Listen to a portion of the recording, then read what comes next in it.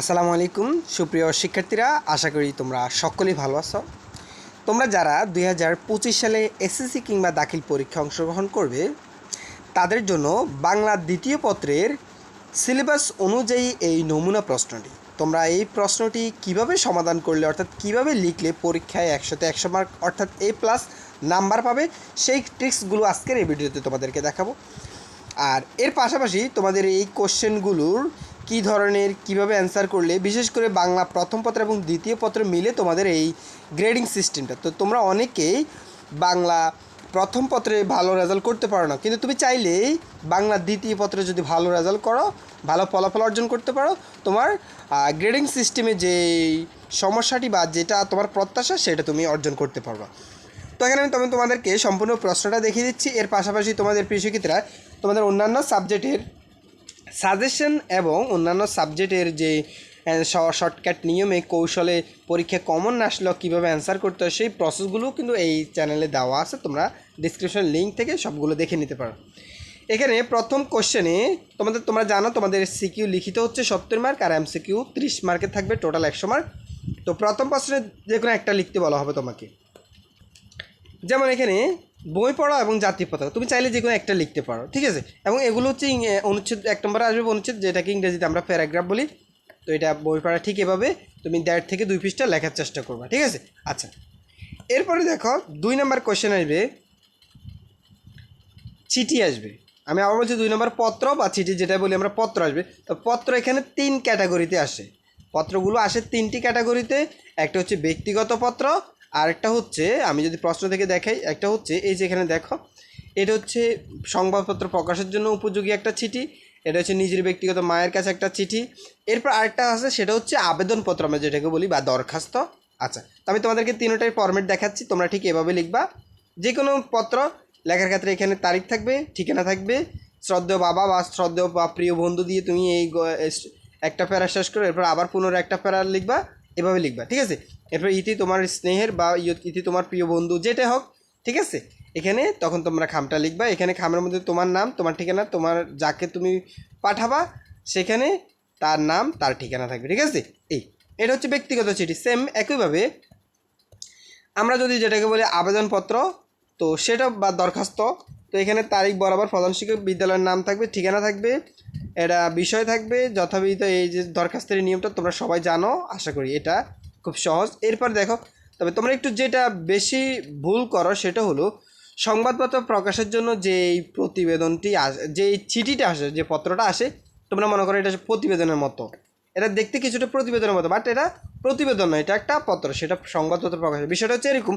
ধরো তোমার এলাকায় কোনো একটা ঘটনা ঘটে গেল, তুমি সেই ঘটনাকে সারা বাংলাদেশব্যাপী জানাতে চাও, অর্থাৎ সেই ঘটনাকে তুমি পত্রিকার খবরের কাগজে তুমি দিতে চাও, তখন তুমি কার কাছে এই চিঠিটা লিখবা?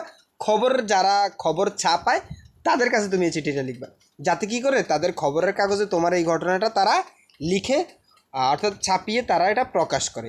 এটাই হচ্ছে তোমার চিঠিটা, ঠিক আছে। তো মূলত এটা শুরু করতে হয় এভাবে, তারিখ, সম্পাদক, দৈনিক, একটা ইত্তেফাক বা যে কোনো একটা খবরের নাম লিখবা, ঠিকানাটা লিখবা ওই খবরের সংবাদপত্রের, এরপর বিষয় যে আমার এই তথ্যটি সংযুক্ত করার জন্য আবেদন, বা বিষয়টা আমার তথ্যটি সংযুক্ত করার জন্য বা সংযুক্ত পত্রটি প্রকাশের জন্য আবেদন, যেটা লেখো যে আপনার বহুল প্রচলিত দৈনিক পত্রিকায় গুরুত্বপূর্ণ এই পত্রটি প্রকাশ করে বাধিত করিবেন।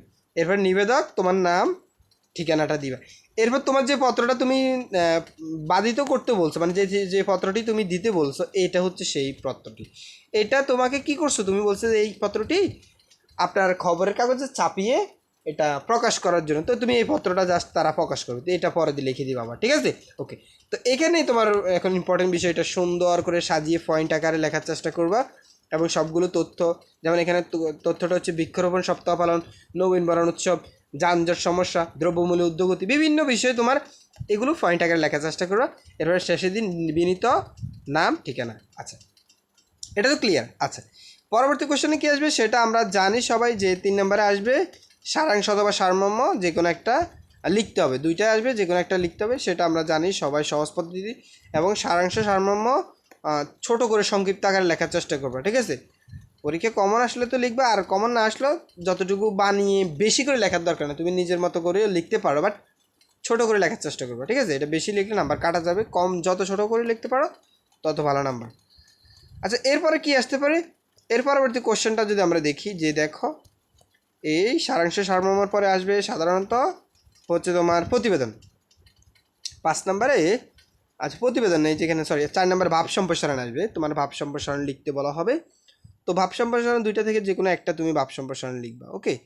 তো এই ক্ষেত্রে আমি যদি তোমাদেরকে দেখাতে চাই, দেখো প্রিয় শিক্ষার্থীরা, তোমাদের সবার প্রতি একটা রিকোয়েস্ট থাকবে, তোমরা যারা আনন্দ স্টাডি ভিডিও চ্যানেলটি এখন পর্যন্ত সাবস্ক্রাইব করনি, প্লিজ সাবস্ক্রাইব করে দিও, আর যারা করছো তাদেরকে অসংখ্য ধন্যবাদ। এই যে ভাব সম্প্রসারণ ঠিক এরকম লিখতে হয়, যে তুমি ভাব সম্প্রসারণ লিখবা, লিখে একটা পয়েন্ট আকারে লিখবা, তারপর মাঝখানে একটা পয়েন্টে সেখানে তুমি বিস্তারিত তুলে ধরবা, দেন তুমি আবার আরেকটা পয়েন্ট লিখবে, টোটাল 3টা পয়েন্টই লেখার চেষ্টা করবে, ঠিক আছে? এটাও মিনিমাম তোমরা যখন এই যে ভাব সম্প্রসারণ এই বিষয়গুলো লেখার ক্ষেত্রে তোমরা 2 পৃষ্ঠা অনুসরণ করার চেষ্টা করবে, 2 পৃষ্ঠা লিখলে তুমি পূর্ণ মার্ক পাবা। আদারওয়াইজ 1 পৃষ্ঠা বা 1.5 পৃষ্ঠাতে তোমার কিছুটা মার্ক কাটা যেতে পারে, ঠিক আছে? এবং লেখাগুলো স্পষ্টতার জন্য অবশ্যই নাম্বার পাবো। এর পরবর্তী কোশ্চেনে কী হতে পারে? পরবর্তী কোশ্চেনটা যদি আমি তোমাদেরকে দেখাই, যে ওই যে প্রতিবেদন যেটাকে বললাম আমি, এটা হচ্ছে সংবাদ প্রতিবেদন। একটা হচ্ছে পত্র, সংবাদপত্র প্রকাশের জন্য পত্র, আর একটা হচ্ছে প্রতিবেদন। তোমরা এই বিষয়টা একটু এলোমেলো করে ফেলো, যে স্যার দোনোটা তো উভয় একই রকম দেখতে, না, এটা একই রকম না। ওকে, আমি তোমাদেরকে প্রতিবেদনটা নমুনা দেখিয়ে দিচ্ছি। এই যে প্রতিবেদনের ফরম্যাটটা ঠিক এরকম হবে, ঠিক আছে? এই যে নবীনবরণ বিষয়, এটা হচ্ছে প্রতিবেদনটা হচ্ছে তুমি নিজে যেই ঘটনাটাকা নিজের প্রতিষ্ঠানে বিভিন্ন উৎসব যেই অনুষ্ঠানগুলো তুমি নিজে প্রতিবেদক হয়ে এই ঘটনাটা জাস্ট তুলে ধরবে, এটাই হচ্ছে প্রতিবেদন, ঠিক আছে? মানে তুমি এখন খবরের একজন সাংবাদিক হিসেবে কাজ করবা, সেই কাজটি, ঠিক আছে? এটাই হচ্ছে প্রতিবেদনের কাজ। তো এখানে তুমি এই যেভাবে টাইটেলগুলো দেখে দিচ্ছি ঠিক এভাবে তোমরা এটা অনুসরণ করবা, এখানে আন্ডারলাইন করে দিবা, দেন এখানে পয়েন্ট আকারে যতগুলো স্মার্টভাবে লিখতে পারো তত তোমার ভালো মার্ক পাবা, ঠিক আছে?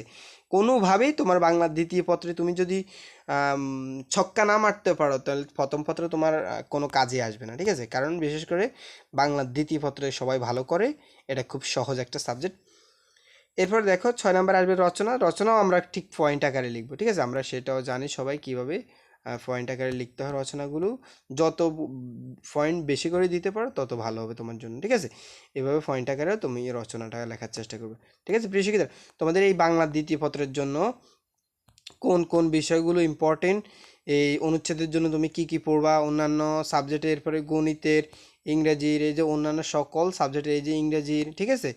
এই যে কোন সিন প্যাসেজগুলো, সবগুলো বিষয় কিন্তু আনন্দ স্টাডি ভিডিও এই চ্যানেলে দেওয়া আছে, তোমরা চাইলে সেই ভিডিওগুলো দেখে নিতে পারো। ধন্যবাদ সবাইকে। আর ভিডিওটি ভালো লাগলে একটা লাইক করে দিবা, কমেন্ট করে তোমার মন্তব্য, মতামত, পরামর্শ বা কোনো কিছু জানা থাকলে অবশ্যই জানাতে পারো, আমি ইনশাল্লাহ প্রত্যুত্তর করার চেষ্টা করব। আল্লাহ হাফেজ।